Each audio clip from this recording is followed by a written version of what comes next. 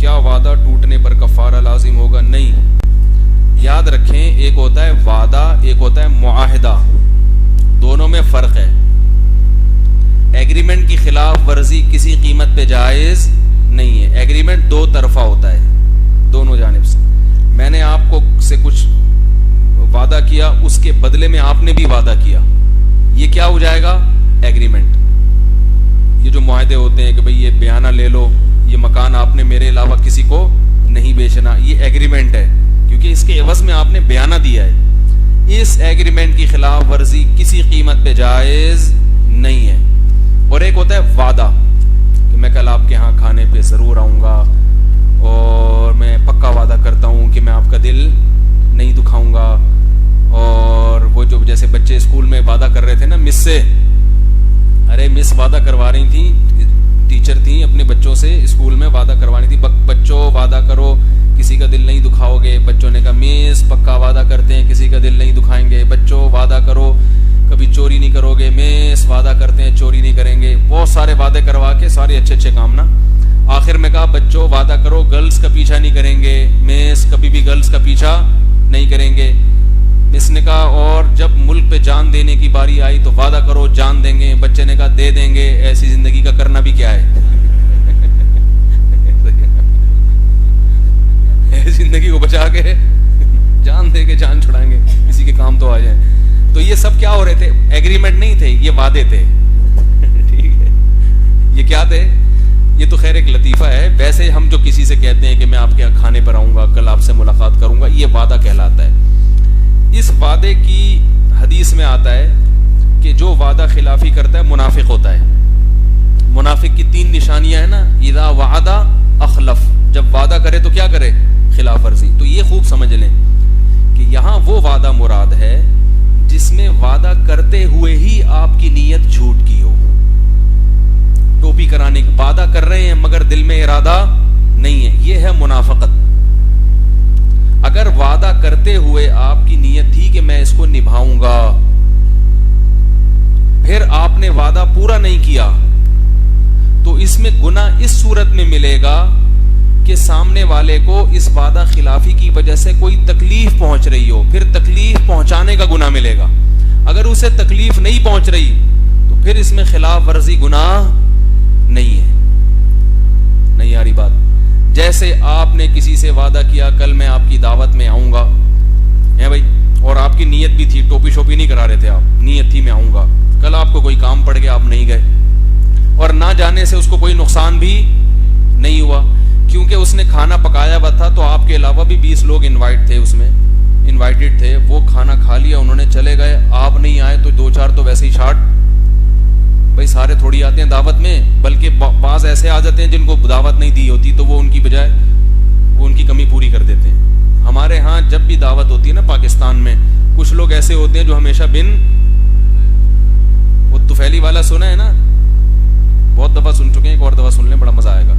एक आदमी किसी की दावत पे जा रहा था तो दूसरा भी साथ में चिपक गया।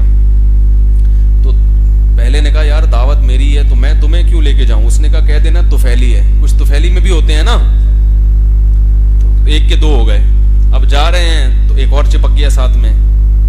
तो असल जो मेहमान था उसने कहा मैं तो असल हूं, ये तुफैली तुम। उसने कहा मैं तुफैली, मैं क्या हूं? तुफैली, तुफैली की सुपरलेटिव डिग्री। अब चलो यार मैं असल तुम तुफैली, ये तुफैली। जा रहे हैं तो एक और चिपक गया साथ में। भाई तुम किस बात? यार मैं असल हो गया, ये तुफैली, ये तुफैली, तुम्हें क्या कहूंगा? उसने कहा मुझे पहले से जानता है, कोई मसला नहीं है, तो मुझे तो पहले से जानता। हाँ, चले गए तो वो मेजबान एक के बजाय ना 4 आदमी देख के घबरा गया। कहते आप? कह रहे मैं तो वो हूं जिनको आपने दावत की थी। और ये कौन है? मेजबान पूछ रहा है ये कौन है? कहा ये तुफैली है। ये कौन है? ये तुफैली। ये उल्लू का पट्टा।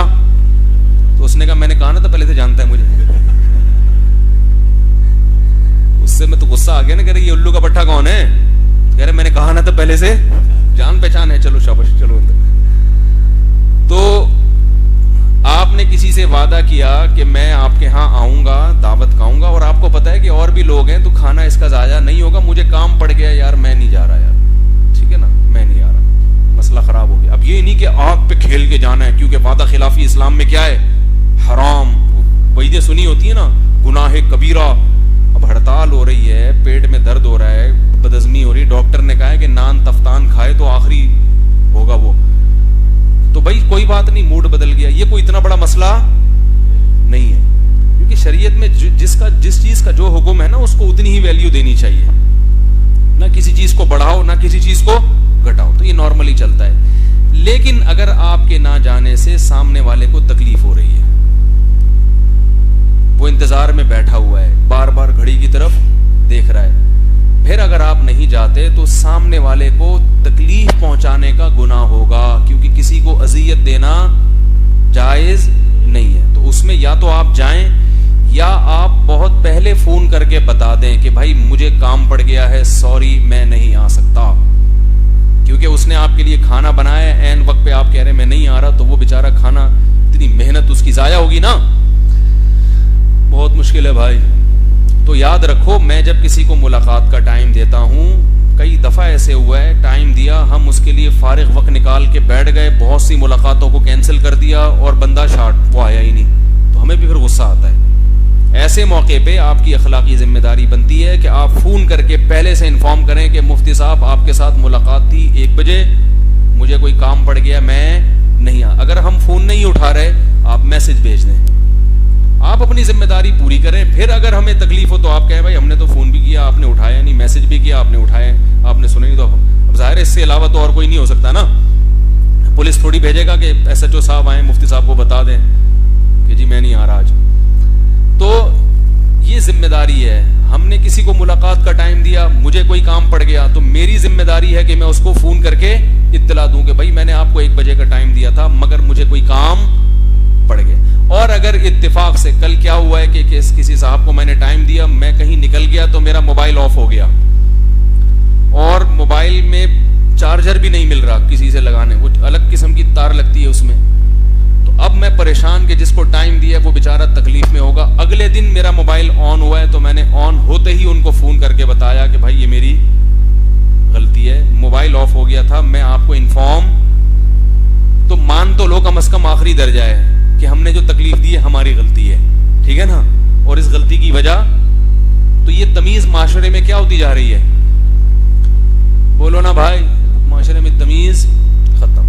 नबी सल्लल्लाहु अलैहि वसल्लम ने फरमाया, अल मुस्लिमु मन सलिमल मुस्लिमून मिन लिसानिही व यदिही, मुसलमान वो है जिसकी जबान और हाथ के शर से दूसरे मुसलमान महफूज रहे। तो ये भी आपकी शर है कि आप टाइम दे रहे, उसकी पाबंदी नहीं कर रहे, तो उज़र हो गया तो इत्तला दें। इत्तला भी नहीं दे सके कोई ऐसा, तो फिर आप इत्तला देके कम से कम सॉरी करें कि यार मैंने आपको तकलीफ दी, ये गलती किसकी है, मेरी गलती है, माजरत चाहता हूं। फिर वो सलावातें सुनाए तो सुने, क्योंकि आप सलावातों के अहल हैं।